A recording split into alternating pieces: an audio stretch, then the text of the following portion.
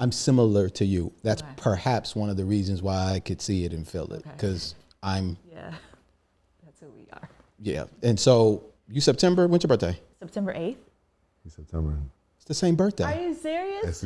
I didn't want to say anything to you when you Wow. said that. The exact same day and the exact same year, for the crazy. record. I'm 9876. Same here. I did not know that. Shut John, the what? front door. These kind of relationships that get disturbed when we don't take the time to know what it is to sing, to know how to get close to the mic again, or to get something. Singing doesn't make it happen, or maybe. Welcome to another Her Smile. It's just so big and bright. Thank you for that. Welcome to another episode. Don't stop smiling. Of TuneTheFork.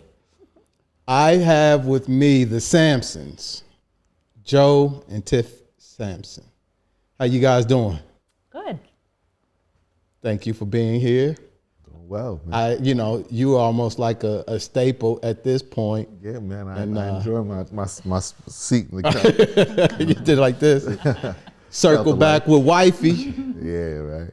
Yeah, thanks for having us. Oh, it's an honor. You guys are the inaugural married couple on. I think Brocky and Trina came on, but like people who've actually been in it, doing it, got bodies, got stories. Like y'all the first. So yeah, thank you guys for doing that.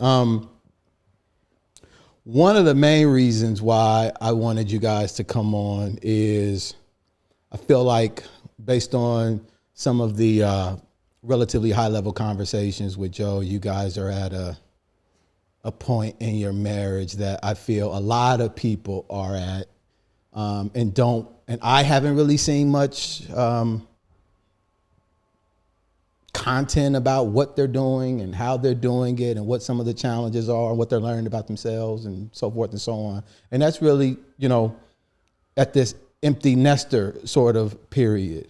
But before we kind of go into that, because that's really what where I want to kind of like focus on and what's been kind of like coming up as it relates to that is just from your perspective, how did you guys meet? We met at a party with a friend of mine, Maya, and she invited me to the party. And so we showed up and Joe was there. And I think it ended up being like a party and a lot of their office, like colleagues were there. And so I saw Joe and I ended up asking her, maybe by the end of the night, like, hey, who is that? And then she definitely, that wasn't it. No, I'm saying it wasn't the end of the night. It was immediate. Like 2 minutes. Okay. Yeah, I when like I to saw believe him, that. I feel like this is a Martin episode right now. absolutely, when I saw him, I was just like, okay, it caught my eye. And then I asked her the question. And then there was another event where they're like the whole office went out. And it was to the movies. And so that's when we really kind of talked. When we went to see Best Man. I think we talked throughout the whole movie. And nobody got on y'all about that? No, I mean, Not really. no, I don't think so. Talking in the movie though? It was, yeah. I mean, it was. Best Man had come out that weekend. The movie was packed. The movie was packed with us. Yeah, for sure. So Yeah. our little conveation I got was you. probably I got you. the There were a lot of other people louder. doing a lot more talking than we were. Because we like talking to the screen. Exactly. So, Gotcha. the little whispers and the conversation about what was happening during the movie. Yeah. Gotcha.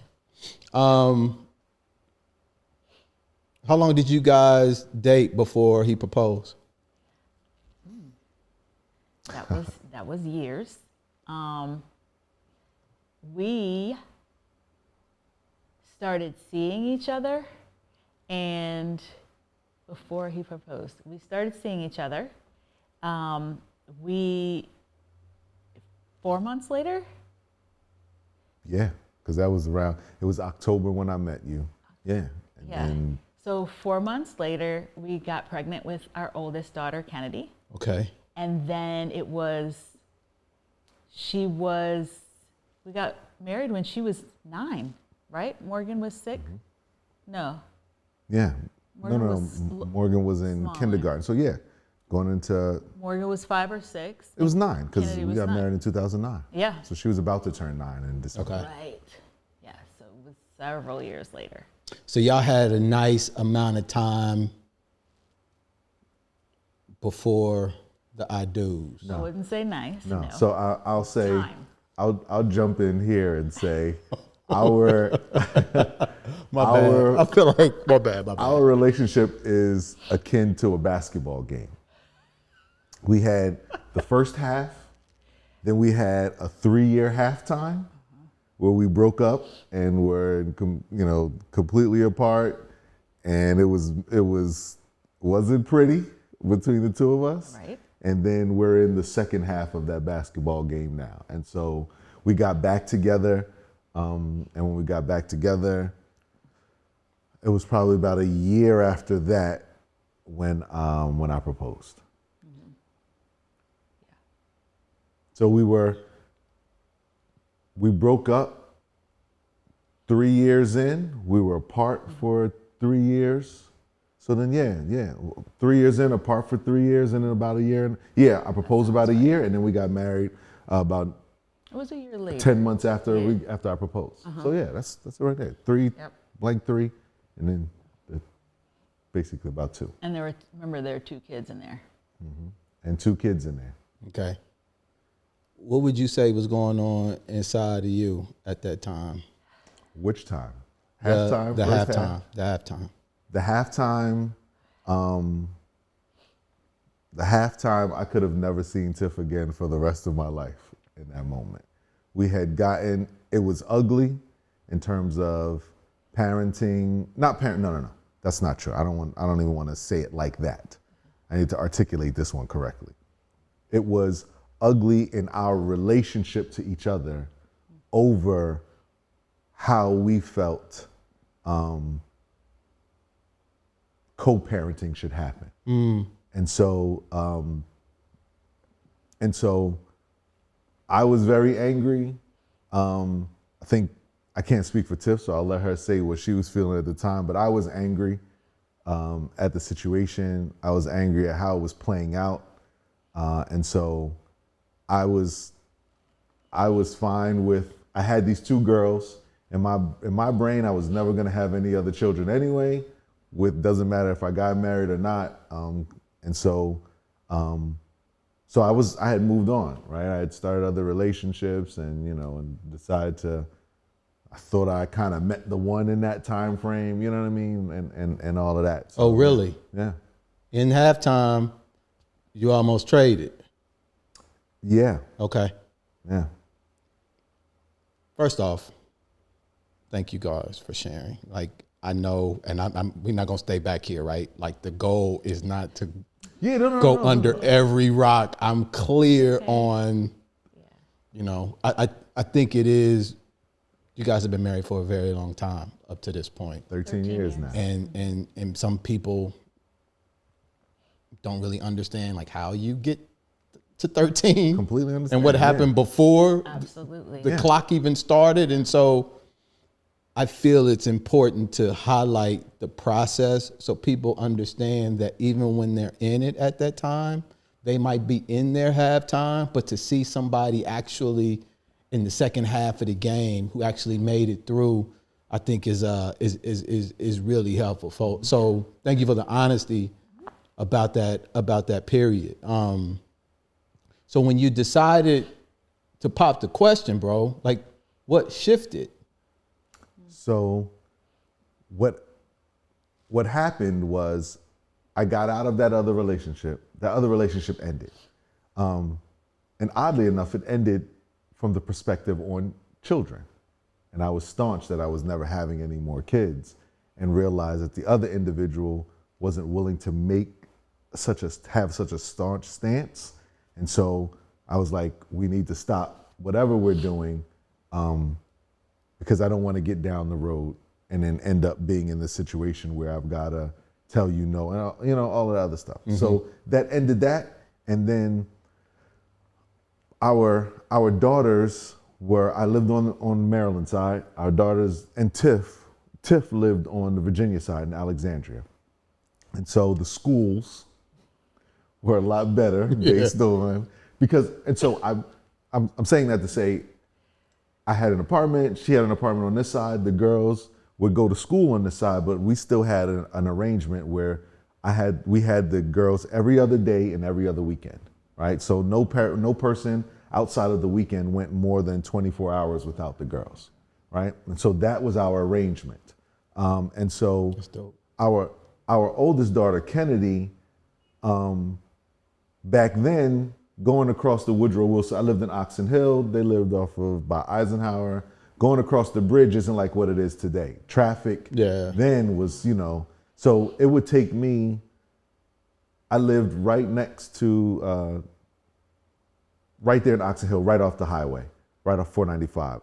From there to get her to school, which was right at the top of Telegraph Road, Seminary Road, whatever it was like an hour and some change. In the afternoons, to this day, we've got all of these videos, the pictures from Chuck E. Cheese. Oh. The girls remember going to Chuck E. Cheese all the time. What they don't realize is that I was stopping at Chuck E. Cheese because it was right there on Route 1, and we would be sitting standstill in traffic. And so they wouldn't get bored. I had TVs in my truck and everything, but so they wouldn't get bored in the car. I just peeled off and went to Chuck E. Cheese for an hour and then let them play around, and then we got on the highway, and that's how we got home. But Kennedy used to always say, I don't like going back and forth. I don't like going back and forth. And in the beginning, I used to get upset with Tiff, like, why are you putting that in her head and nah. And Tiff was like, I'm not saying anything to her. She really doesn't like going back and forth. And I didn't want to believe it. And then I bought a townhouse in Fort Washington, Oxon Hill area. And I bought the townhouse there because of its proximity to 495 and going back and forth. And so I didn't care. I'm saying that to say I didn't care about the schools or anything around it. I just cared about this house and their rooms. And when I was moving in, Tiff and the girls, we were in a better place then. We hadn't really started, we weren't talking or anything like that in terms of relationship wise or dating or anything. We were able to coexist and be very cordial. And so they were helping me move because they were moving some of the girls' stuff, and they had their own bedrooms. And when we got done that evening, we went to put Kennedy and Morgan in Tiff's car to drive back home. And Kennedy burst into tears. And it was like, what's going on? And she was like, I thought we were all moving here, not just me and Morgan and mommy staying in Virginia. And so after she said that, it was kind of like, all right, we're in different places. We're two different people. We've been through the war, through court, through all of this stuff, the ugliness, the emails, the calls, the yelling. We're not there now. Who are we today? And so that led to us getting back together. One thing, being intentional about finding out who the new people were in the situation. And then Tiff decided to move in. Now, she moved in, and I'll let Tiff explain the move-in part, because when she decided to move in, it came with some strings. Okay. Right? not in a bad way. No, I got you. Yeah. She was intentional, I'm not just gonna move, because, Tiff is more religious than I am, right? And her faith is very, very, very important to her. And how she viewed two people living together meant more to her than it did to me from a faith perspective. And the girls too. And the girls. Because you have these children who are watching you, and they know mom and dad aren't married, so that's important to explain to them and have them kind of understand too. So he did a really good job of painting a picture. Yeah. but it's just a piece. From your perspective, what was going through your mind when Kennedy was in the car crying and, you know, like these things started being discussed? I think that going back to your point for a second, it is important to kind of go back, because these are the foundational, everything that we had, and that evolution of who we became to who we are now as empty nesters. I think that it makes sense to kind of go back. Now it makes sense. It'll make a little bit more sense. But for me, with the girls, I was a person who I didn't want to get married. I didn't want to have kids. I just want to do my thing. And so I was in school, and I think that I was doing a lot of traveling, as Joe was also. And when we met, I had just stopped traveling. I was like, you know what? Let me just hang out in DC a little bit more. Maybe I'll find somebody who's worth something here. And so I was just kind of chilling at this point. I had finished. I was in the Air Force Reserve and something else. But anyway, I was here. And so when we got to the point of I met Joe, and we got pregnant with Kennedy, I was, again, being a religious person. Well, I have two religious parents and a complete religious, that's our family. That's what we do. I am a pastor's grandchild, and I was of age. All of his kids were adults. So that comes with something totally different as well. So that's a part of who I am. And I was like nervous. When we got pregnant with Kennedy, I was nervous. There was a whole story behind being pregnant, not getting married at my house. And it was scary. And Yeah. I was really afraid, right? Because of the backlash that I had to go through with my parents. And then kind of what Joe and I went through, and it was just nerves. And like he said, it was bad. And it was really bad. It was really bad. So there was a lot of emotions that went in, not just fear. It was, oh my gosh, what have I done to this kid? What am I doing to her in this space? Because I'm not married to her dad. And so through all of that, I guess getting to the point that Joe finally, well, let's go to us living in Alexandria. So the girls and I, when we were splitting the time, we lived in Virginia. I was raised in Virginia. I went to Fairfax County Public Schools, and that education is really important to me. And my children were going to follow the same steps unless we could find some other steps for them to follow. And that was one of the really good things I felt that we did when the kids were small, when Kennedy was small, is that we knew that we came from, when I say Joe and I are two totally different people, we grew up different, all of our experiences, everything is so different. But what we were able to do is say, all right, here's what I was raised, here is what I was raised as, and these are the good points that we're going to pull and instill in our children, and these are the points that we can leave out. And then when things were happening as they were growing up, we had to address also. And so that was one of the good things that we did, because we wanted to keep the good points and then instill what we knew going forward. And so the education piece was really important. So we lived in Virginia, and I was about that life for Kennedy. Her school was down the street from our house. It was a great school. I was involved in the PTA, and Joe was always there. And that's probably, Kennedy did not, it wasn't like Dad wasn't around, because we still had this arrangement. So that's all she knew, is that the both of us. And so her activities, things at school, we were there together all the time. And so the back and forth was a lot. I totally agree with Joe in that point.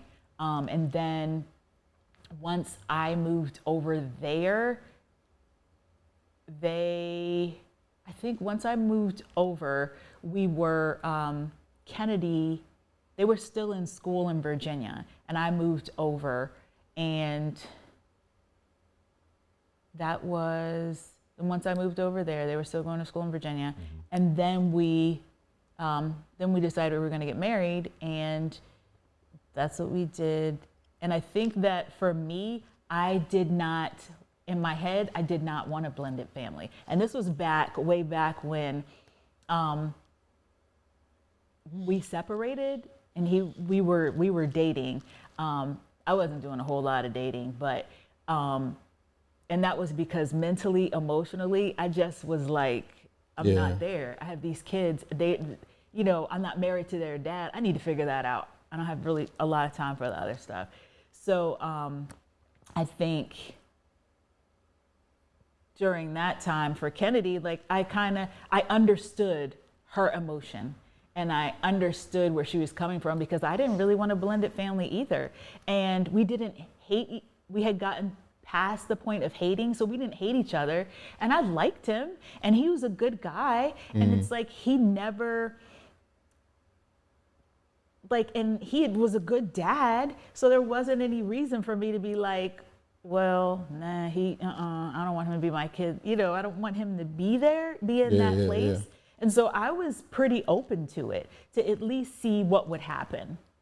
And I think when I moved in, I had knee surgery though beforehand, and I wanted to be able to be with the girls, so Joe let me stay at his place, or we agreed that I would stay at his place when I was recovering from my knee surgery. And so that was helpful, because I was able to see the girls and not have to be by myself with them with a bum knee. And so that kind of played a little bit of a part also, is that I was there. And then I forgot about that. Yeah, I kind of agreed with Kennedy. Like, I wanted us to be a family also, because technically we really were a family. Even though we had this one day on, one day off every other weekend, we were still closer than some other arrangements I've seen. What do you think you learned about yourself when you were going through that halftime? And that's a really good, I love that analogy. But because here's what I'm envisioning, and it could be wrong. There are these two people, 4 months, get pregnant, things start happening. We are so rigid in our ways, and so there's so much tension that gets created from that. And then when the halftime comes, it's like, hold on, that really wasn't that big of a deal in that area. That really wasn't as big as it was. And I feel like that space kind of gives you an opportunity to reflect on some of the things that we could be doing differently as individuals. And I'm curious to hear what you felt in what ways you made adjustments for the marriage moving forward. I think it definitely was a time to step back, because also, like, at that 4 month point, it wasn't just Tiffany anymore. I was a mom. So it was just like the way that my mom raised me and her mom, before them, this was my job, or this was my project, these kids. And so I've been blessed with this, but don't mess it up. So that was a huge, huge pressure for me. And so in that evolution, I definitely sought out a therapist, and I was just like, this is where I am, and I know that I want to be better for my children. And then I have this other adult also that some things happen because of my emotion and my feeling and my upbringing. And so with all of that, I just want to come out and be a better person for these kids, and at least be able to be a better co-parent. And so through all of that time, I think that I definitely learned who I was as a person, who I wanted to evolve as a mother, and then who I just kind of wanted to be just a genuinely nice person. And so those were just some of it was a lot, but that's kind of where I was. I definitely know that I had made some changes core person, core Tiffany, I think that she is still there. But I definitely, through a lot of prayer, the therapy, just kind of stepping back and being on my own. Also, I think that I just took some time to do a lot of introspection, like, dude, you didn't have to do that, or, you know, maybe the way that you talk, or maybe the way that you said this. And so that was, I kind of use it a little bit more, that halftime is a little more introspective and evolution. Was that halftime? Well, you was off doing some other stuff. Yes. I think I was doing some other stuff. You know, I think it's important to note in this that after when Tiff got, which I'm pretty certain we can pinpoint it to the Valentine's Day, the NBA dunk contest, where Vince Carter put his arm, like it was a fantastic, it's one of the greatest dunk contests of all time. Agreed. Right. So, like, we meet in October, February, our daughter's born in December. We're still in this relationship. It was really rocky, even for that first couple of, before Kennedy was born. Y'all didn't know each other. We didn't, No. right? So, and I'm making sure that I say it, like, because we got to frame what led to halftime. That's a good point. And That's I a think good point. Halftime, when Tiff is saying that she had to do, you know, take some time for herself and go through these things, like the stuff that led to halftime was a lot. Like, and then we stayed together for about another year and some change, right? And then even after that, like, when we again, coincidentally, that we broke up one night because I didn't want to go to church with Tiff the next morning. And we had, one of the things in our relationship at that time was Tiff would have these, not bouts, but she was wrestling herself. Tiff understated what her family is like when it comes to religion. Like, I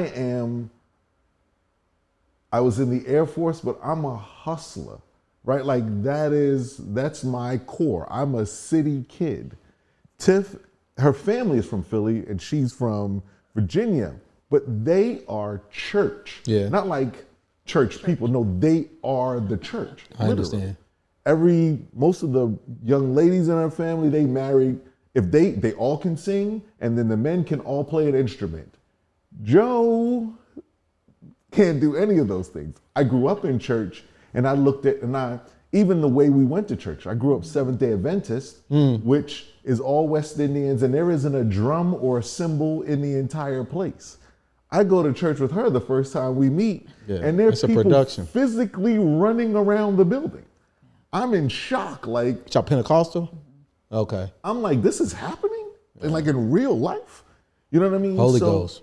So when Tiff said early on that we are opposites, like we were really complete opposites in every facet of our lives. And so what started to play out after she got pregnant was those opposites. Yeah. And it was showing up everywhere. And it was showing up in a lot of places, for, not to speak for Tiff, but from the outside looking in on Tiff. How I was viewing it was, well, you're still trying to figure out who you are. And this, Tiff was still living with her parents. I wasn't, you know what I mean? I was in the Air Force, had my own apartment, all the other stuff. So there were pressures on her that didn't exist in my world. If Tiff didn't go to church, which you had to be on death's doorstep not to, then she still had to look her mom and dad in the face in the morning to be like, why didn't you go? You know what I mean? Yeah. And so there were moments where Tiff was like, I don't want to have sex anymore because we're not married. And I'm like, well, one, we've already got a child. Two, I'm 25 years old. Like, you're not just gonna chop me off. It don't get much charged. You know what I'm saying? And so these were the things that we were, you know, and it meant a lot to her because again, who she was, not religion, because I don't want to say it that way. Faith is still an integral part in Tiff's very fiber, right? Yeah. Like it's everything to her. And so a lot of what was tugging at her was what she grew up, how she was. And then you got this guy who now you're joined at the hip with because you got this child, the way she approached motherhood from the very beginning. Like, she wasn't joking. It was, this is my child, right? Like, I'm responsible for this child.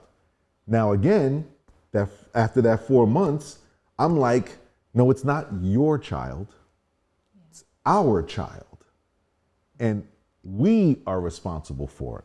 But Tiff is my mom and her dad too. Don't get me wrong, her dad too. But like she said, she was recreating the type of mother her mother was to her, which is a fantastic mother. Yeah. Right? It is an absolutely fantastic mother.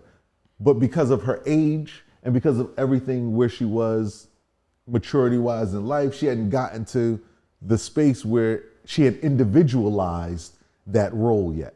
And I'm saying it from the outside looking in, because now I'm battling with this. Like, no, it's our kid. Yeah. No, I need to see our kid every day. No, our kid can spend the night at my house. You know what I mean? And so there were a lot of these. I felt like it was always something. I had to fight for Kennedy.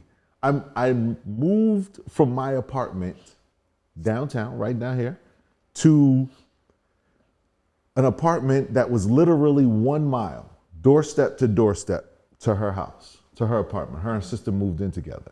And she moved because she was pregnant, right? And I did that because I needed to be able to, I was intentional. I wanted to be able to be there at any point in time. If I didn't spend the night and I went home to my house and something happened to Kennedy, or you woke up in the middle of the night, I needed to be able to get there in like that. And I could be there. It was literally one stoplight. That's it. And it was a mile. So if I came out of my apartment, I could automatically make a right without even stopping at that stoplight. The only one that mattered was down the street at the left. And that was it. And so I'm saying that because in the halftime, we got to the halftime because that night when we argued about me not going to church the next day, which I think I had gone to a party in the first place. I'd gone to a reggae party, come back, and Tiff was like, we're going to church in the morning with Kennedy. I was like, I don't feel like going. To me, I was saying, I'm not going to stop you from going, but I don't want to go. I was also at a place where I couldn't digest the church she went to. It was too loud. It was just too much for me. Yeah. And I wasn't comfortable there or anything like that. And so I didn't want to go for all of those reasons. And we argued really, really badly about it. We were still on the no sex bout in the moment right there when I was just like, we're going to do this and ain't nothing popping off. Like, enough is enough, right? So you mentioned a good word, which I feel is an appropriate segue, which is intention. Mm-hmm. And one of the things that I feel that, based on what you guys are saying, is that once the decision was made, the intentional decision to come together for the sake of the family, mm-hmm. then there were other acts or whatever that occurred. So being intentional about how you're going to raise your kid, where you're going to put your attention, where you're going to put your focus. And you do that for X number of years, and you end up in an empty nester situation, and imagining what type of focus and intention is placed when you have kids in the house. How have you guys been managing the shift after the kids have gone from an intentionality standpoint? For me, it has been, it's an adjustment. It's an adjustment because I think that going back in 2018 or 2019, not to, get back into any of the highs and lows of parenting and all of that in marriage. But in 2018 or 19, Joe was just like, I would like for you to find something that you enjoy. He was like, you give everything here, but what else do you enjoy? And that happened in 2018.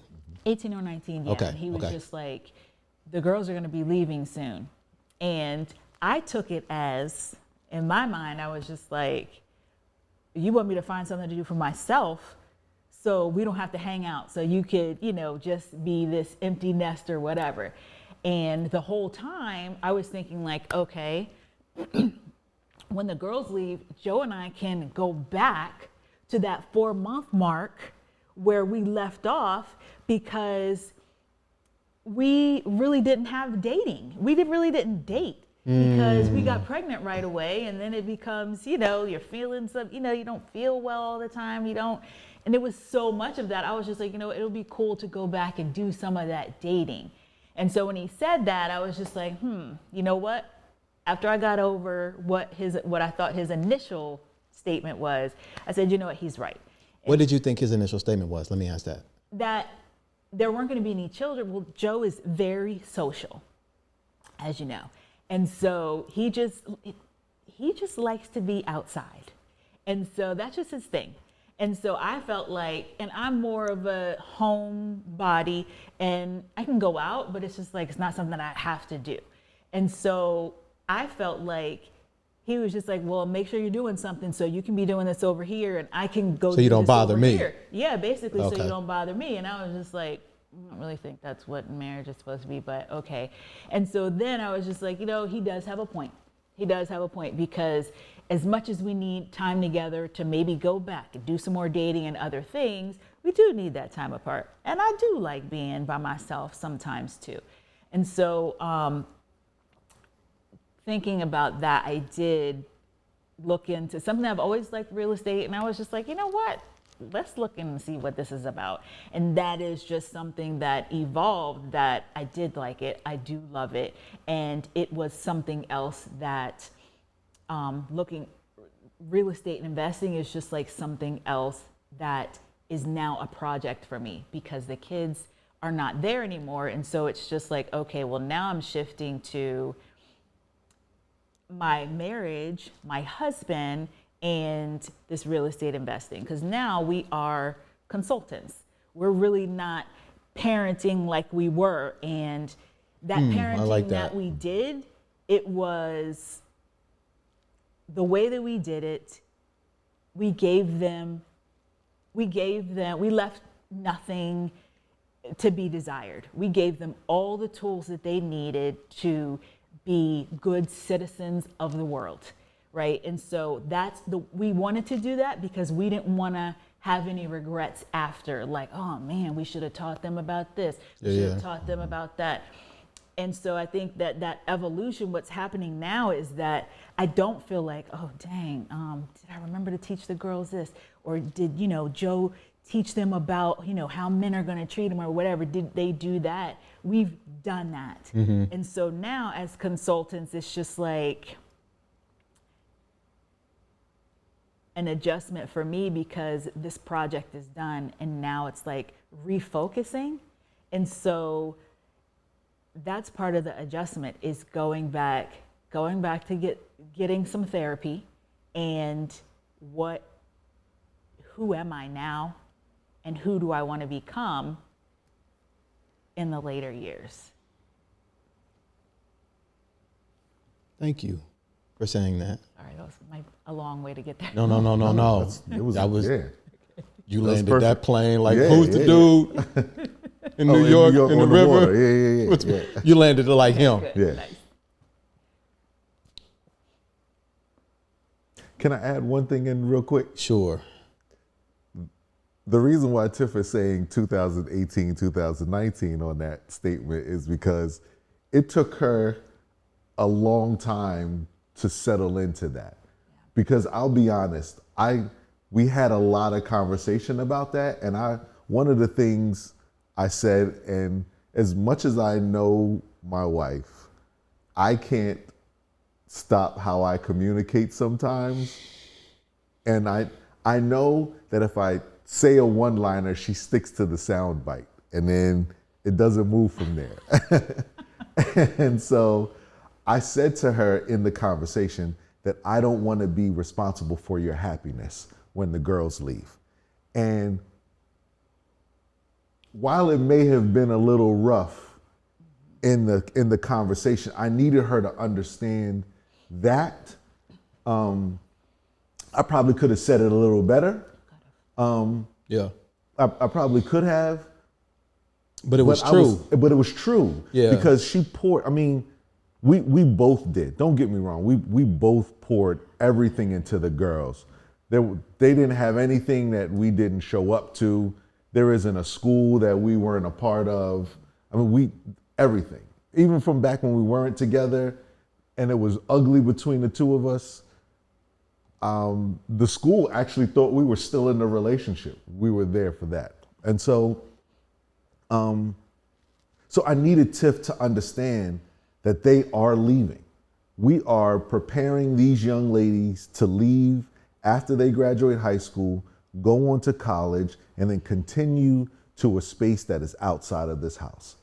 They will never come back here as actual residents. What are you going to do? I got all of these interests.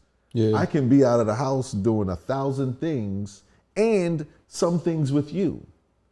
But outside of the girls, what do you really like to do, right? And so, it took some outside looking in again. I saw Tiff soul searching, thinking about, well, what am I good at? What do I like to do? How do I like to do it? And then when she decided to start looking at real estate investing, that it looked like she found all of those little pieces, the attention to detail, the planning, all of the little things, the characteristics that she poured into the girls would make her a great real estate investor. And so she was able to kind of shift some of that. Now, she's right. Our role as parents today are strictly consultants. And we told the girls that. The day you leave for college, I can no longer tell you what to do. I can only advise, because you don't live here and I don't know what you're going to do with that information. And so, where we are, and it's also important to note for all those watching, this is November. The girls just left. Our last daughter just left for college in the middle of August. So we are literally at the bumpy phase of empty nesting. We're finding our stride. Yeah. You know what I mean? We're still putting one foot in front of the other, and sometimes it's fast, sometimes it's slow, it's rocky, it's not, but we're finding that stride. And it's pretty interesting so far. What's helpful, and I'm so glad I asked how you guys met, and I'm so glad that you answered, because it does really add context to where you are now. And I think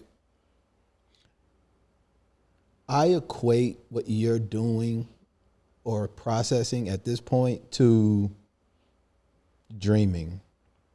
And in the conversation that we had about Kanye was during that period where I realized that I didn't really know how to dream. And that kind of blew my mind. Another time when my mind was blown similarly was when my lady was in Brazil, and we were having a conversation, and I can't think of a better word. I'll just say I'm needy. I used to always look for someone else to be the source of my contentment, happiness, whatever the case may be. And the wisdom of my lady recognized that, and she was like, you've got to find how to make yourself happy. And it pissed me off when she said it. But there was something in me that I knew it was true. And so I was trying to get her to come back. That's the reason why. She was like, I'm here. I'm doing what's making me happy. I'm living my best life. if you don't figure out how to do that, our relationship will be stunted as a result of it. And when I hung up the phone and started mentally going through the Rolodex of what makes me happy, I had no names in that joint. Like, it was empty. And that scared the hell out of me. I did not know what made me happy. And I had to go figure it out. And I fumbled around a lot. And I think it's something that happens often with people who are either parents or married, that there's so much attention devoted into a particular thing that they take a backseat so long that they forget, like what gets them going, like what really gives them peace. And I commend you for at least recognizing that that's something that you know you need to do for yourself and, for the marriage too and for the kids.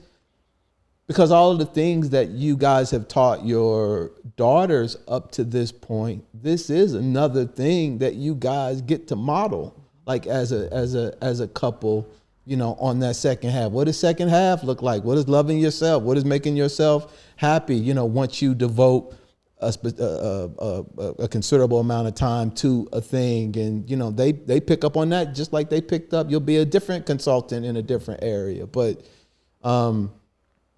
The question that I have is,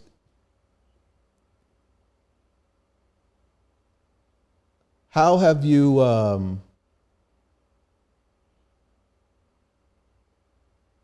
when you started going through the process of trying to figure out what makes you happy in your thing, were you nervous? In 2018, 2019, or When kind of now? When you actually started doing it? Not nervous. I was not nervous. I feel like when the girls were still there at home, and I wasn't nervous, not at all, because the other part that to what you were just saying is that I am a dreamer, and I think everything is fair game. And so it was exciting because I was just like, because I can sleep at night knowing that I have started to push these two people out, or that we have, into society. Like, I don't feel like I'm gonna wake up in the middle of the night like, oh God, Kennedy and Morgan. Nope, we've given them the tools. And so it was excitement because yes, I'm going to be consulting them, but I can consult them. They can come home.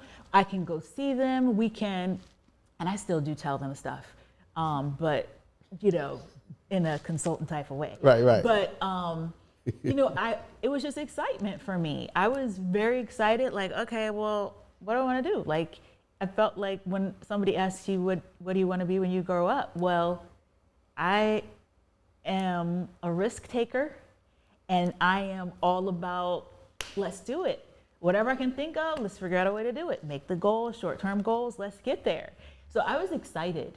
And I think that excitement and real estate investing for me kind of still was one of those fair game things. We can start here, but there's so many facets of it. We can go here, we can pivot here, and then we can diversify and do all these other things.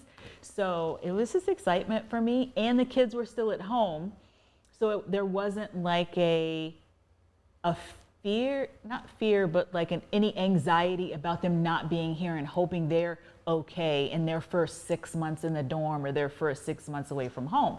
Like, they were still there. So like, it was just a huge whiteboard that I could just say, oh yeah, I could do that. Oh yeah, we could do that too. And then if Joe does this, I can do that. And it just went. That's awesome. And it was just kind of walking and talking Joe through it, like, okay, well, what do you think about this? What about this? So it was excitement. Would you say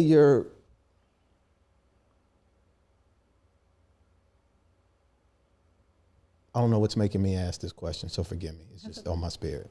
Would you say you're a judgmental person?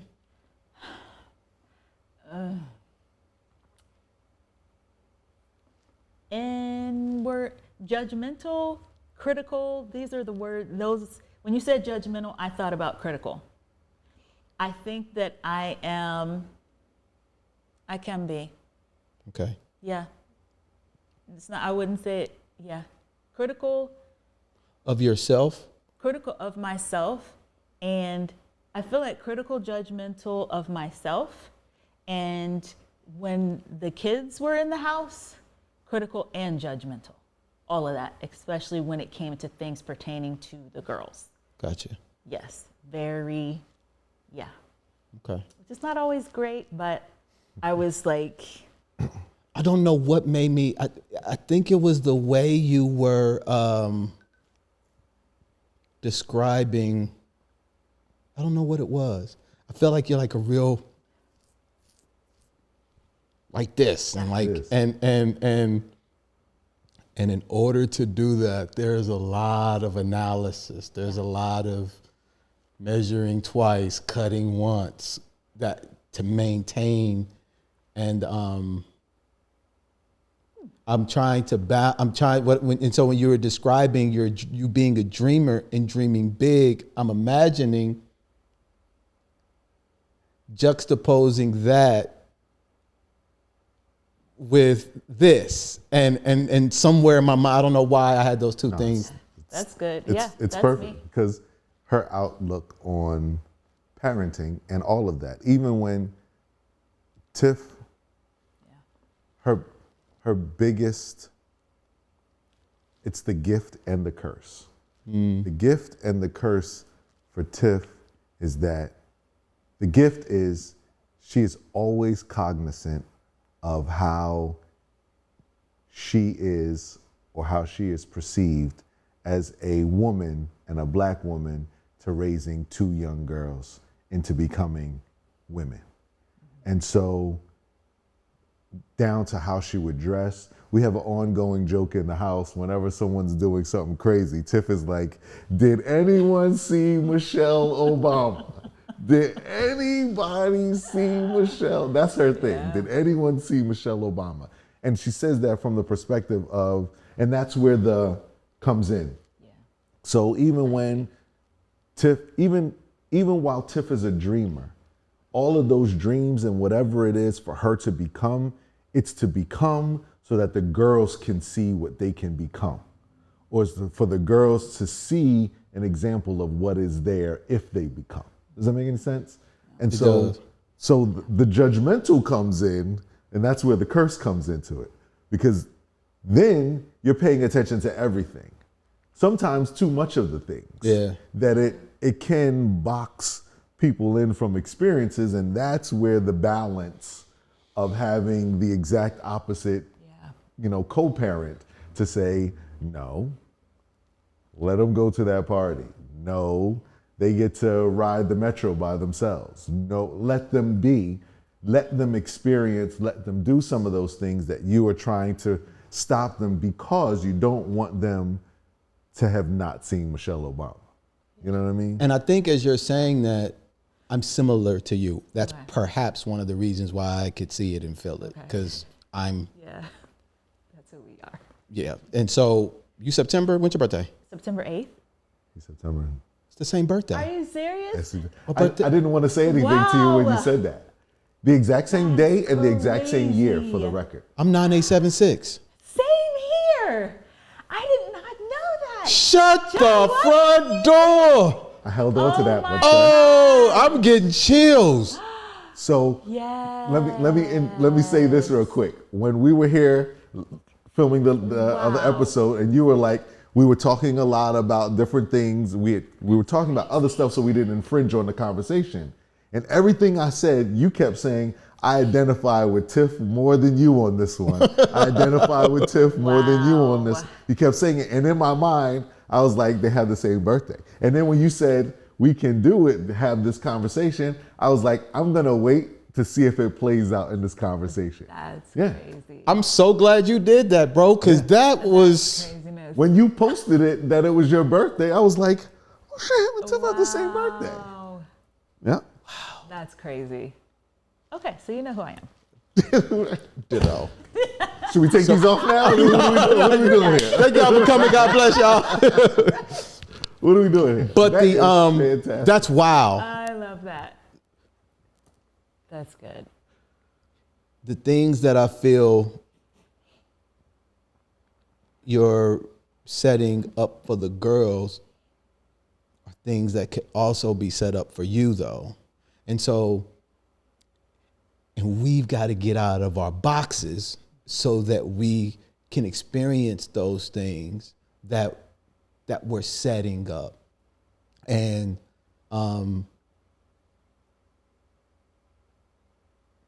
religion is a tough one because that's all the religion is, really, for the most part, is a box. And you put God in there, and God's got to fit in that box. Mm-hmm. And you can't. There is no room to expand. It's one of the things that one of the reasons why I stopped subscribing to. I went to a Pentecostal church. I went to Episcopalian, AME Zion, all that. I was in it heavy too, heavy. I just felt like the box was small than what it was supposed to be for what we were describing. But I think one of the things with religion for me and for the girls is that having that polar opposite in the house, you can still see and understanding religion and what it is, and still seeing a spiritual person or these traits that somebody who's in church 7 days a week, they're still serving and loving people unconditionally. Well, over here, that 7 day a week person, they should be doing the same thing. So are they yet similar? And so I think having Joe in the house, and still when the girls were younger, it was, this is what we're doing in order to instill that trait, and then be able to understand as they're growing up. But they're also Joe's child and very analytical, and they need logics. So I'm explaining, Joe is explaining, and now that they're older, they are coming into their own themselves based off of what we gave them, what we saw, what they felt, and what they understand. And so I think that now, when we were raising them, I definitely was like, okay, like this is what we're doing. And Joe would, like he said, I don't think we need to do that. I don't think they need that. I think they'll be fine if. And based on us raising the girls, there was a lot of time when I was just like, all right, nervous, scared, all of that. But I had to do that not only for the girls, but for Joe, because we are raising these girls together, so it can't just be my way all the time, which is evolution.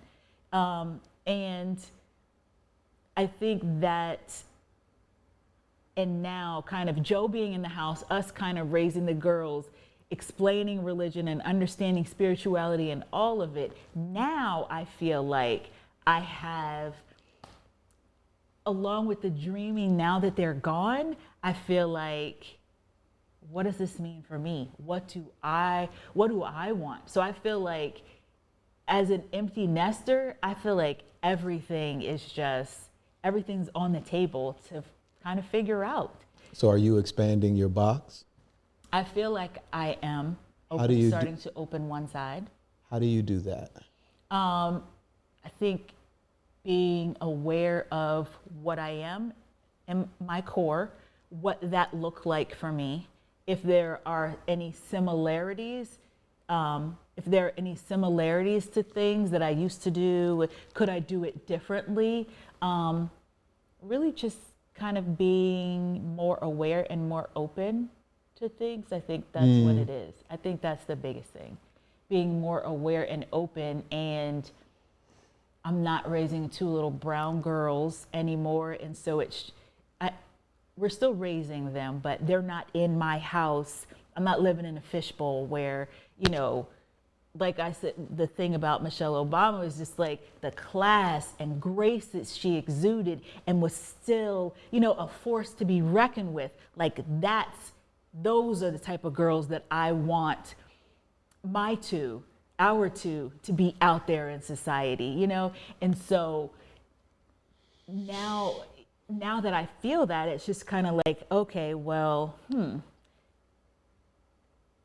I don't know if this has to go this way. Like, I still feel like I'm doing X over here now. So we can kind of switch some things up. So I think just kind of introspection, just learning more about myself and learning more about myself as an individual, because that's also where we are, that not only are we trying to learn about our marriage and us and how we communicate, but it's also me and Joe, you know, and I think what also happened in this time that we've started since August, like, we lost a bunch of weight. So it's just like, okay, well, what do I want to look like now that my size is different?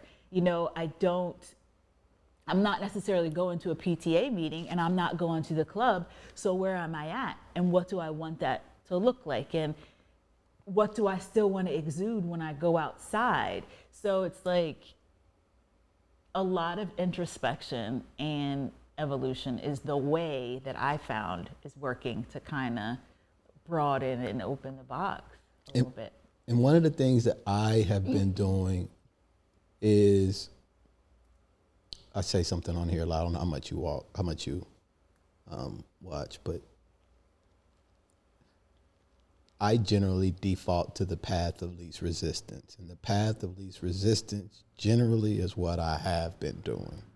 So in order to challenge that, I'm constantly measuring and challenging my comfort zone.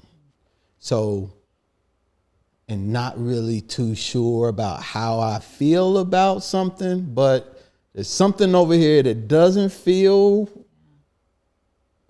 I feel uncomfortable, but am I uncomfortable because I'm uncomfortable, or am I uncomfortable because it's not what I normally do? Right. And so I use those as opportunities. I posted something this morning on Instagram that said the problem is the portal, and it's really just a way of saying whatever there's an opportunity, whatever I perceive to be a challenge is really my body and the universe, God's way of giving me a chance to demonstrate a newer version of, or an expanded version of who I actually am. Otherwise, I wouldn't have that problem. But it's one of the reasons when I asked him if y'all would come on last week, all I could envision was you thinking about how to handle this new, like I said, I relate to you more than I do to him. I didn't think about what he's doing. Never registered in my brain. Just never landed anywhere. It was just like, well, now Tiff is doing that. I wonder, but now I understand why. Mm-hmm. One of the things you said that makes me want to tilt the lens to you, bro, is that 4-month thing and her wanting to go back to that because you guys didn't really get to date seems like a really important piece of y'all relationship. Mm-hmm. Is when she mentioned that to you, what were your thoughts about that? I agreed with it. I understand the weight of it, and I think it's the when you look at the calendar of our relationship and where we are, and you really frame it correctly, we literally had 4 months where we had no other care on this planet but the two of us. How our relationship is, who we are, we were getting to know each other. Yeah, like even inside of that, a couple of things that happened, like she threw me my first birthday party, right? That I had ever had since I was a child. Yeah. And so, but my selfish, immature brain was like, but you didn't give me a gift. And she was like, these people who traveled from out of town that are sitting in a restaurant that it was all a surprise are here for you. I need to give you something tangible. For me, a couple of months before, for Christmas, we had a terrible gift exchange, right? And so in my mind, I'm like, well, this is your chance to get it right from back then, right? And I'm saying all of that, like I'm saying that from the perspective of we were really trying to learn each other in that, like you're supposed to. And then I come back from Trinidad for Carnival and she's like, I'm pregnant. Like literally off the plane, I'm pregnant. This is March, boom. So now we put a huge, I don't even know if it's a pause, because at that time, you don't see today, you don't see August of 2022 as the pickup from that day that I got off the plane and coming from Trinidad. You know what I mean? Yeah. Which is almost 22 years later. So I love that she framed it that way, that we are picking it up from there, because we're completely different people from then than we are today. And so I agree with her. What I think is also interesting is in this phase, this first 4 months of it, and we just had this conversation a couple of weeks ago, and it was kind of like, well, I want to do some of the things. Tiff made a realization. She was like, you do a lot of stuff by yourself. I'm like, I do. Is there anything you guys would do differently in hindsight than you did? Because I'll just stop that. Would you have given yourself more time, devoted more energy into yourself?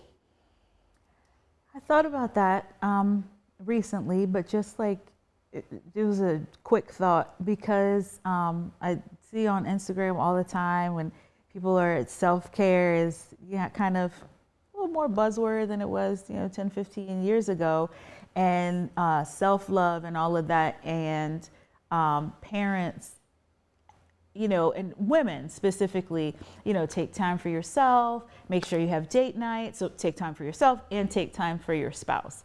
And so what I haven't put together yet is that the way that you want to parent, how do you fit that in? And so I don't know the answer to that question to be able to say, yeah, I would have done this differently. Because the way that I feel like we parented the way that we wanted to parent. And I feel like we did an amazing job, and I'm very proud of the way that we parented. And so some of the decisions that we made, like one that I think about all the time is that Joe, we first started, we first started figuring out when we moved to Waldorf, and it was just like, okay, well, what's going on here? And then Joe was just like, well, where's the NAACP?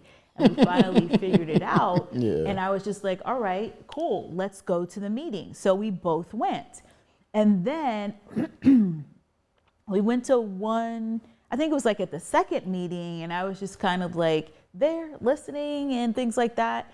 And I was just like, it's 7, 8 o'clock, and the girls are at home, they're old enough, they're fine, they know what they're supposed to be doing, the evening routine or whatever. But then I was just like, okay, a couple of things happened. Joe, as he met more people, which does not take long at all, then he was like staying there longer. And I was just like, oh, it's now 9 o'clock. Like my kids are at the house. And so what happened was that I decided, I was just like, you know what? This is really more your thing. And I don't really like the evenings, not being there with them in the evenings. To me, they're very responsible. They're still kids, but they're very responsible. But being present was what I got and what I wanted for them. And so if that's Joe's thing, cool. But I'm going to do this. And so in that decision, I didn't feel bad about not being involved in the community like that, because what we're over here raising to put out into this community, that's important as well.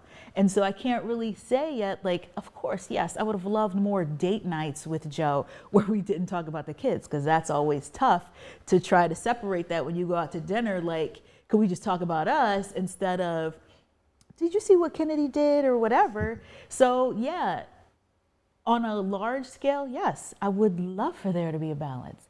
But I also can say now, the way that I parented is the way that they turned out right now is what I felt like we wanted for them. So I don't really know if there's anything that I would go back and change. Early on for Joe and I, yeah, of course. Like, I think that we were kind of rude to each other. We were kind of mean to each other early on. And whether it was reciprocated, okay, or, it was a catalyst for something, like I did something, so he did something like that. I wish that could have gone a little bit different. But then when I look at that too, like, I feel like all of those steps created who we are now. Yeah. So I don't know about that. Would I change anything? Because I think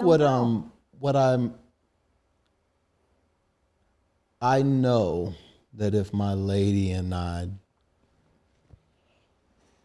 were real good at taking care of ourselves at this point, but we're not good at taking care of each other.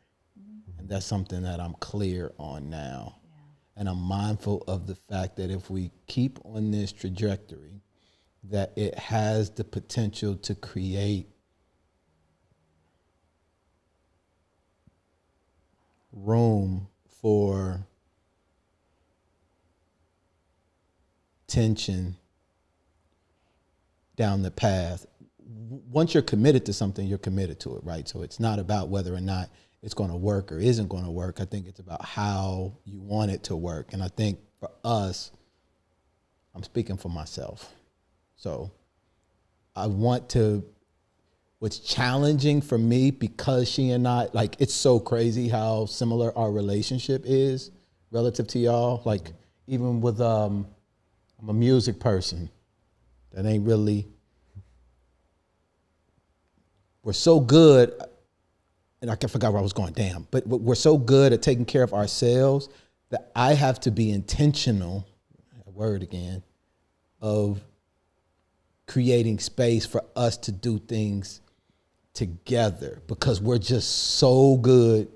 When she told me to go figure out what made me happy as an asshole, I actually went to go do that. I did it. Now I found it, and I love it. And now, right. and now it's so, the autopilot, the relationship is suffering. And so the reason why I mentioned it is because I think it's a natural response for parents to be like, hey, let's just put our head down and let's just go and focus on these kids. But when their ass is gone and it's just the two people, when you look up and you look across the table, across the bed or whatever, and you be like, I don't really know who this person is. And I hear so many people even say, once these kids is out of the house, I'm getting a divorce. And they just really making it, and those kinds of things. And so for somebody watching, hearing your story, I asked just to kind of see, like, not to say there's any plans on doing anything different, but just in hindsight, with it being 2020, is there a perspective that could be added? But could I just insert one more thing real quick? and I'll make it short, I promise. please, but come on. I think that autopilot piece is something that we are getting back to, because all of this time where we were, our project was the girls, I really think that Joe may have had a little bit more of a balance than I did. And his balance means that, just what you said, like, there are things that he does by himself that he likes. And now I don't want to be coming in, okay, well, I'm going too. And it's just like, and we've started to have that conversation. Like, I was just like, well, I want to go. And he's just like, I like to do this by myself. And so what I'm having to do also with the evolution and adjustment is to say, all right, so am I going to sit around and be mad about this? Or am I going to understand that this is where we've been? It's not horrible. We're still married, and find something else. Like, that's kind of where we are. Like, well, what do we do now? Because I want you to be happy, and I don't want to be standing up in the museum all afternoon. I will walk through, look at the stuff, read all about it. Yes, that is great. That is nice. They are so talented. They're so creative. But once I walk through, Joe is going to be in the museum taking in every piece of art and how they curated and set up what's beside it. And I'm not. And so we understand that much. And I am not going to now put you in a box now because I'm back. Yeah. So now it's just kind of, let's figure out what we can do. And I think that is, I keep piggybacking timestamps to this, to as we're talking today, because again, the girls just left in August. Yeah. This conversation that led to that answer was a conversation based on me saying no to something, and that was 2 weeks ago, right? Like, so when we say we're in it, we are actually in it, trying to figure out, because Tiff is like, Tiff is noticing, and she said it in calls, she was like, you do a lot by yourself, right? And because I'm the social one, I was born that if the sun is shining outside, I have to go out in the sun. Until the sun goes down. Remember, we talked about early on the opposites. Tiff can stay in the house and never see another human being for 3 months at a time. When quarantine first happened, the happiest human being on the planet, only person who was literally doing cartwheels, was Tiffany Sampson. And it was two people. Yes. 2 people. My birthday twin. She was literally saying, I've been practicing my entire life for this. Oh yeah, moment. I've been flexing. I used to sit outside in the garage and wave at, just so I could have the mailman to at least see, other than my family. You know what I'm saying? Yeah. So, and in a joking way, that's what we were basically talking from the perspective of, okay, you do a lot by yourself. Some of those things make you happy.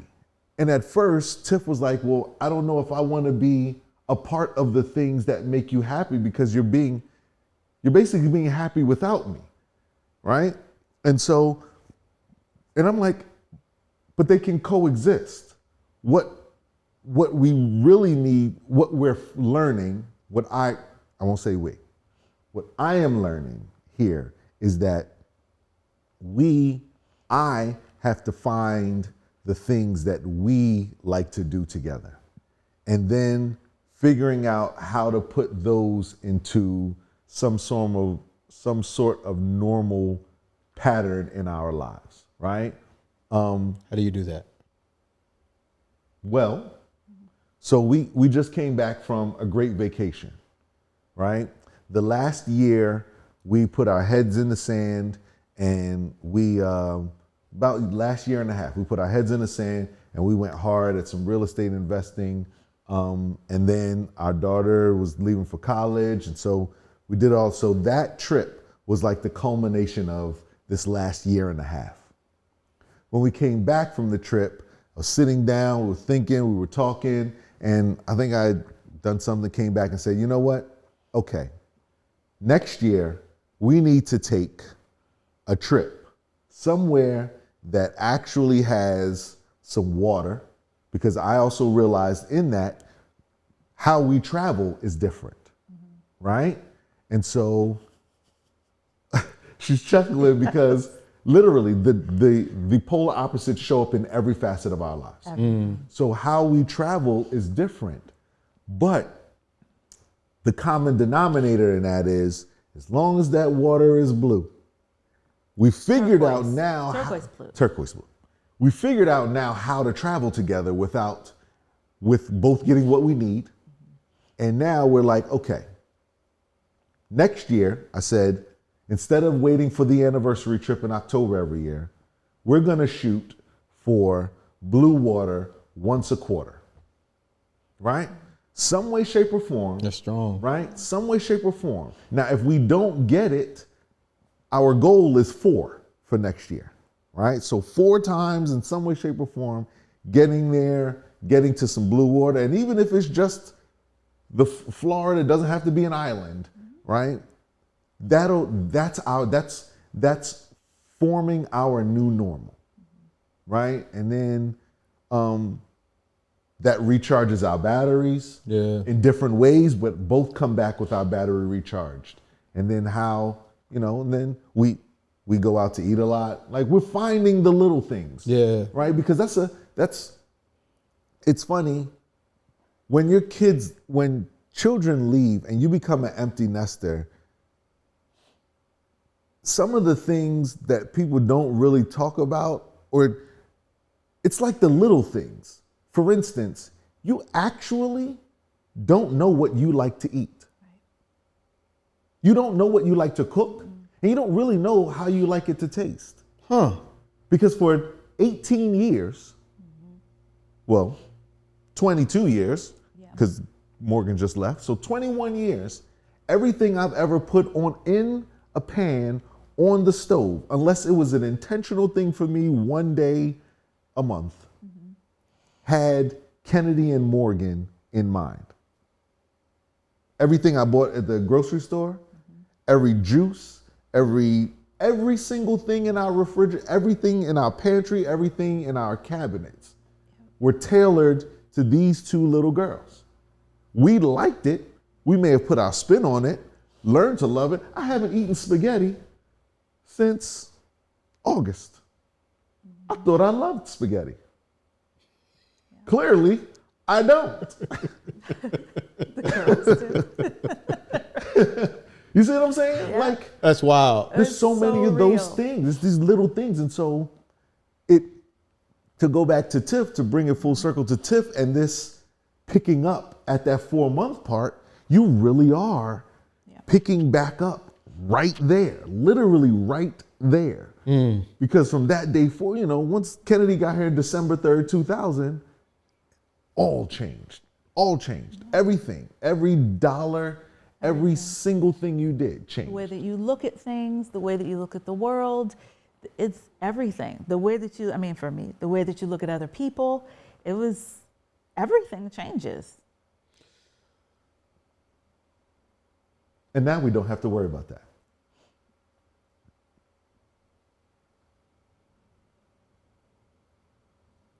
I get the feeling that I'm asking these questions because I don't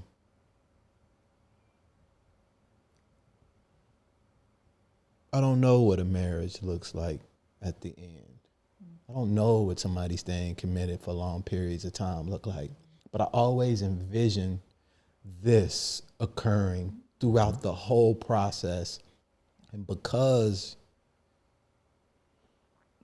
but I feel that is what it is, right? I'm not saying that's wrong. Like, that's just the composition of a marriage. Ebb and flow. Yes. And I'm asking these questions because I feel it's important to highlight that. I'm like The darkest, most challenging moments and periods are the things that I want to document, to highlight. As long as there's a story on the other end showing perseverance or showing, fortitude, whatever we label it that represents making it through. And so I'm asking the question I'm about to ask is why I'm asking this question. Mm-hmm. So I had to set that joint up. Absolutely. I get the feeling that if you were to self-grade yourself from a parenting standpoint, it would be a relatively high number, all in all. Not to say you're perfect. Mm-hmm.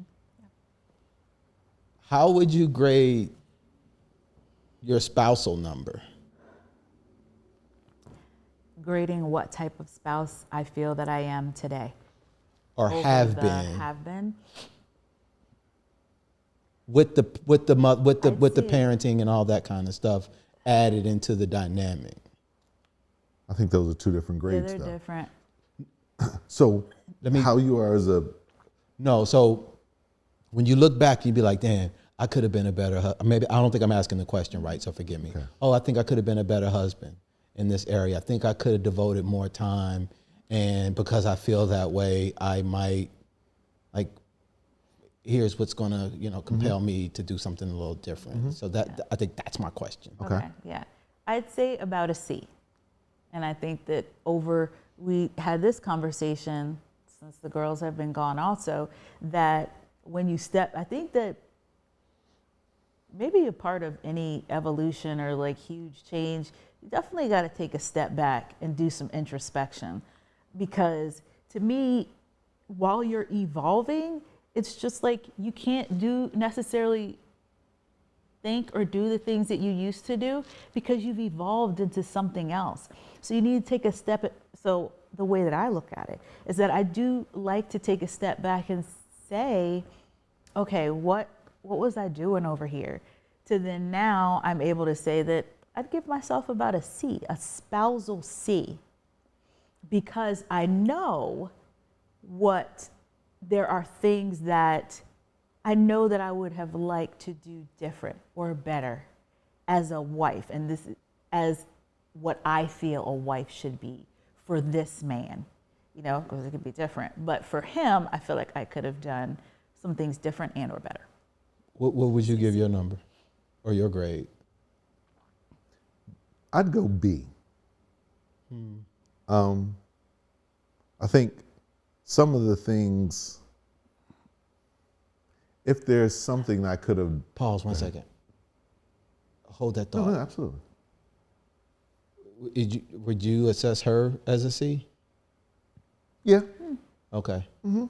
Okay, so you continue with the B. I want to make sure we continue. Yeah. I'd say B.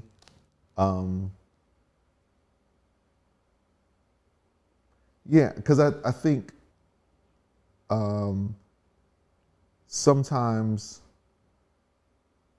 I go with intention as a part of it. Yeah, I think I'll go with intention as a part of it. Some things were personality based for me, or if I could, some things that I didn't do were sometimes personality based. And if I look back, it's not really personality based. It was probably more ego or something like that, or just some dumb guy rule in my brain, or something that I thought made sense in my brain. And then sometimes I also realized that some of the things could have been, some things that I didn't do, and I'm talking out my rationalization. Some of the things I didn't do were sometimes a reaction to maybe a feeling or a reaction to the C rather than, so yeah. So I'd go with that. Was he a B? I'd give us both C's. Okay. And I think the introspection, like I said, looking back, there are definitely things that I can see, you know, more time here, it was probably mostly time, but I think that we both could have done some things different and or better, or which that introspection that's why to me it's so important, because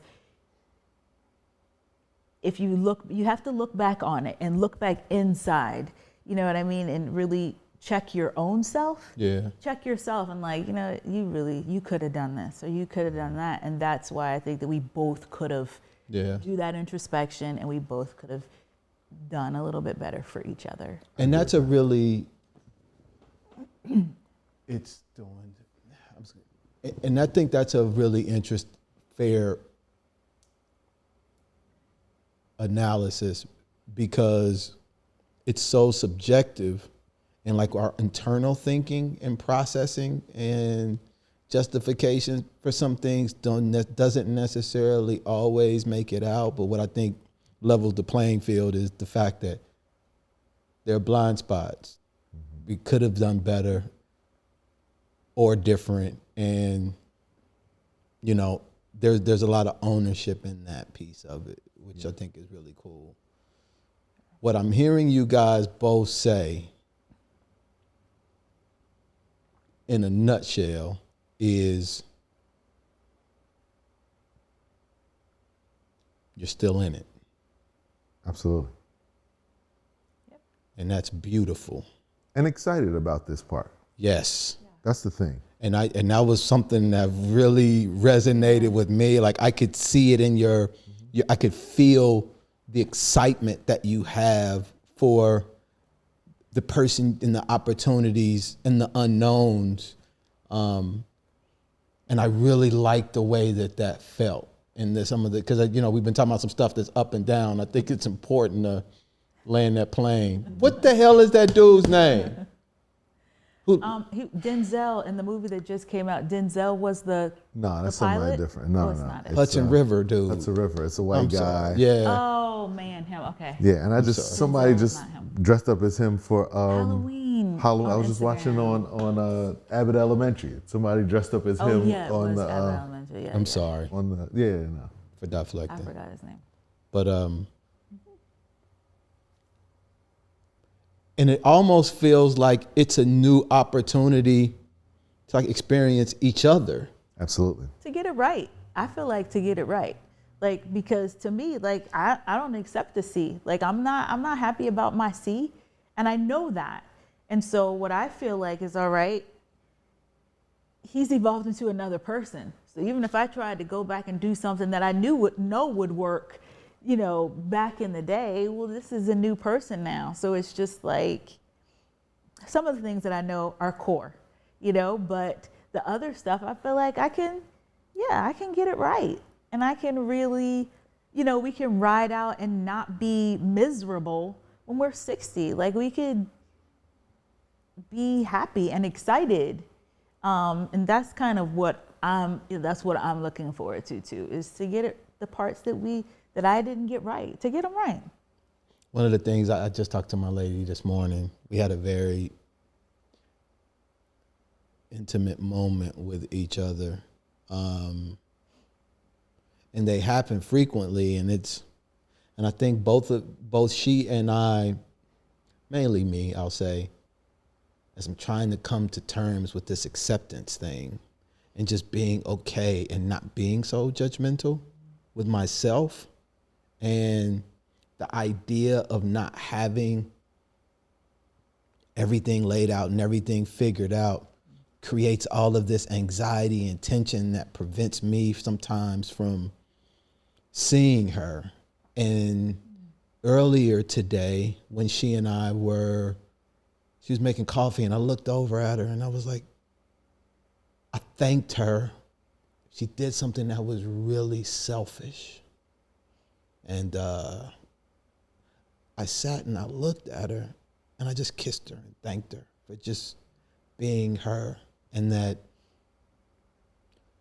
was letting her know that she is enough and nothing about her has to change and that she's just great just the way that she is. And that doesn't mean that there isn't room for improvement. It just means that this thing is not based on you doing anything different. Yeah. If you want to be better, then you be better, but it's not a requirement. You know what I mean? And I feel it's important, especially for, I feel like people like us who are, Joe's going to look across from you one day on the deathbed. He going to say, you did just fine, baby. The fucking, excuse my language, the key to the lock is us feeling like we did fine.